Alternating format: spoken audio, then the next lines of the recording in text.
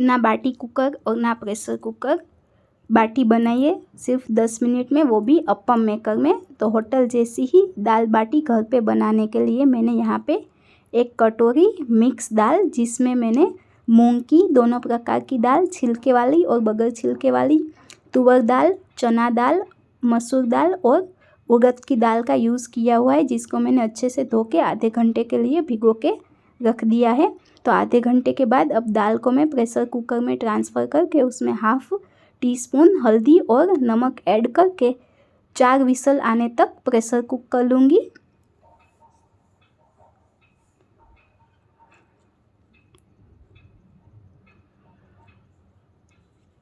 तो दाल कुक हो चुकी है, चेक कर लेते हैं।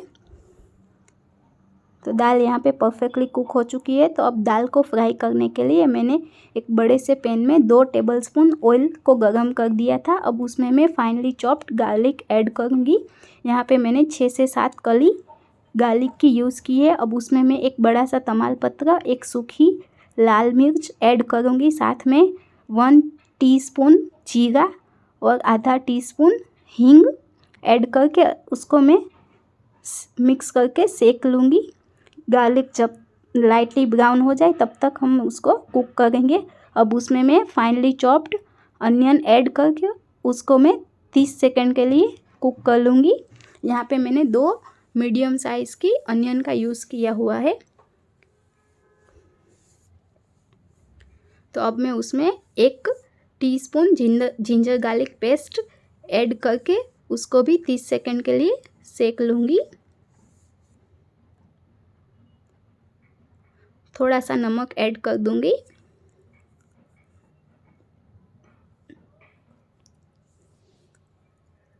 अनियन और जिंजर गार्लिक पेस्ट को मैं फर्दर 1 मिनट के लिए साथ में सेक लूँगी।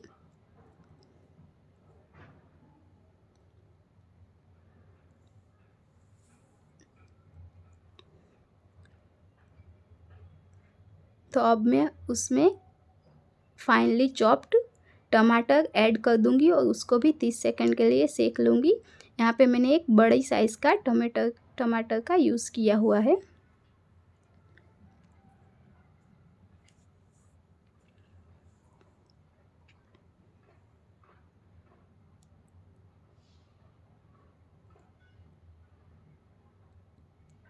बीच बीच में चलाते रहूँगी इसको।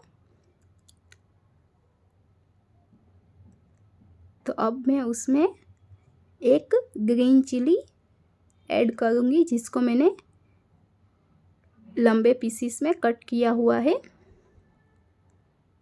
और मिक्स कर दूँगी। तो अब इस मसाले में मैं अपने सारे स्पाइसेस ऐड करूँगी। तो मैं 1 टीस्पून हल्दी पाउडर, 1 टीस्पून रेगुलर मिर्च पाउडर जो तीखा वाला आता है वो, 1 टीस्पून कश्मीरी मिर्च पाउडर और 1/2 टीस्पून गरम मसाला ऐड करके सबको मैं मिक्स करके अच्छे से चला लूँगी।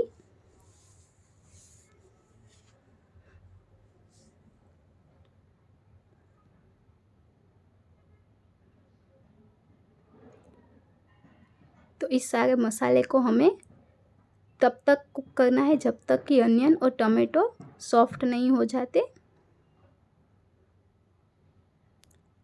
अब मैं उसमें 1/2 लेमन जूस ऐड कर दूँगी और मिक्स कर दूँगी।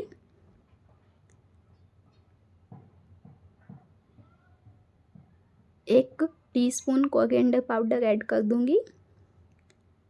तो जैसे ही सारे मसाले सॉफ्ट हो जाए, कुक हो जाएंगे, तो मैं उसमें दाल ऐड करके मिक्स कर दूँगी। तो मसाले कुक हो चुके हैं, तो मैं दाल ऐड कर दूँगी।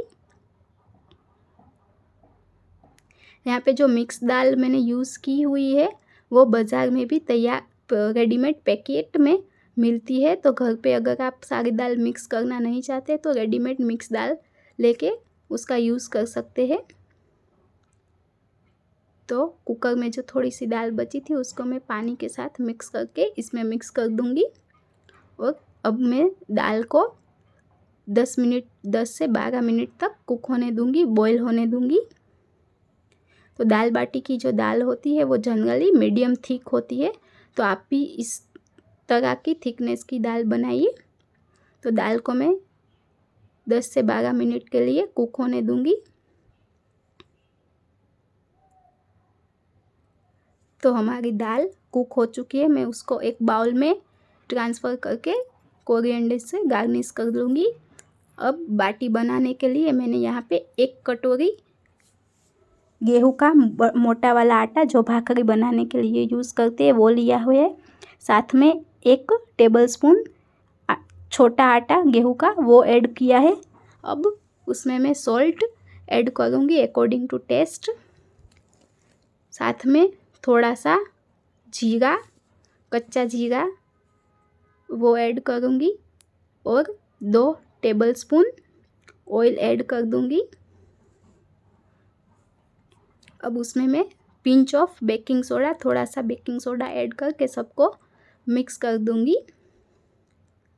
अगर आपका जो गेहूं का आटा है मोटा वाला आटा वो ज़्यादा मोटा है तो गेहूं का चपाती का आटा जो है फाइनली आटा वो थोड़ा ज़्यादा ऐड कीजिएगा।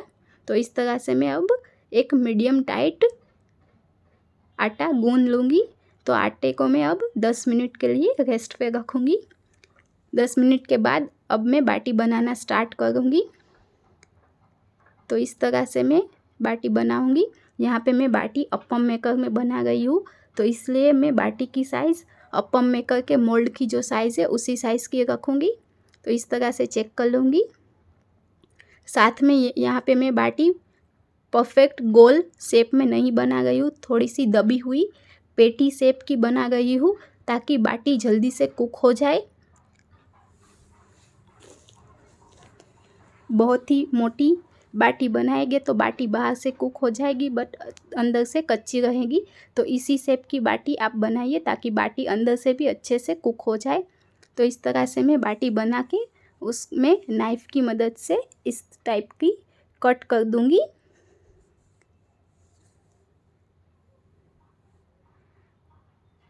इस तरह से।